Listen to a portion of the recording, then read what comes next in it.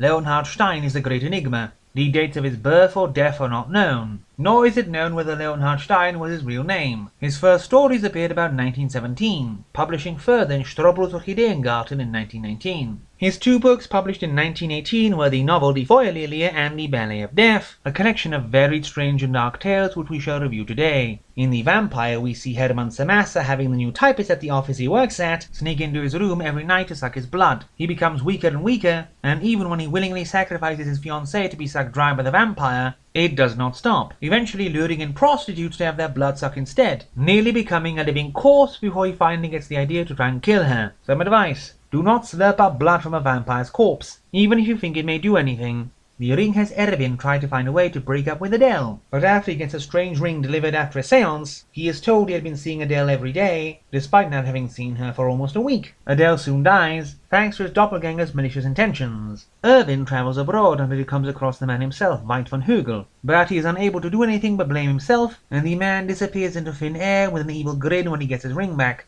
In Hashish we have the narrator find a woman acting as a medium to a certain Olaf Mundwasser in Cairo. There she is horribly abused by the people in his audience, while she is in a trance, but the narrator manages to save her by doing hashish. But Mundwasser scars her chest by melting his initial into it using dissolving pearls, and she rather disappears so he does not always have to see another man's mark. Yashke is the dream of Gregor Yashke, who comes across an elegant lady selling herself on the street, being commanded to by her husband, holding their child hostage, while also infecting her with an STD. To make her infect anyone she sells herself to. Yashka wants to stop her, so he tries to poison her with gas, and there is no gas in the apartment, and the whole thing being a scam by the woman at his expense. The mirror concerns an actress who put her soul into a mirror and became a great tragic actress, and which she wants to get back from her old lover who decides to smash it instead, leaving her as an old woman and also maybe dead. Sherman is the story of Magellan, forced to marry the old ugly Scavenius for his money, but only doing so because a fortune teller tells her he will die in 3 months. And he does, not because of illness like she did hope, but because Magellan's lover Frank shoots him, and she decides to go spend her time at some mineral bath instead of caring about his future. The coat concerns Nepomuk, a waiter, who wins a blue coat in a game of billiards, and then becomes the inheritor of an immense fortune, because Dr. Yerushalmi left his money to whoever would appear at the office of his lawyer on a specific date dressed in a blue coat, as he believes it would be the prophet Elijah himself. But then he burns down the theatre his love interest works at, is almost hanged for murder, and spends the rest of his life in obscurity, before returning the coat to the stranger, who was more than a person. In Lee, Dr. Apfelgrün is called to the Eden Hotel because Count Norman shot Lee, a Chinese worker from the hotel kitchen, and an overdosed on cocaine. Norman tells him of how 20 years ago, Lee took his beloved Nellie and had her disappear in an empty sack right before a sandstorm, thinking that Lee's death will help rematerialize her again. It does for about 2 seconds, and then Norman leaves and lets Lee be buried in China. The 5-armed Candelabra is the story of a magic candlestick, which Balthazar lit on a pirate ship,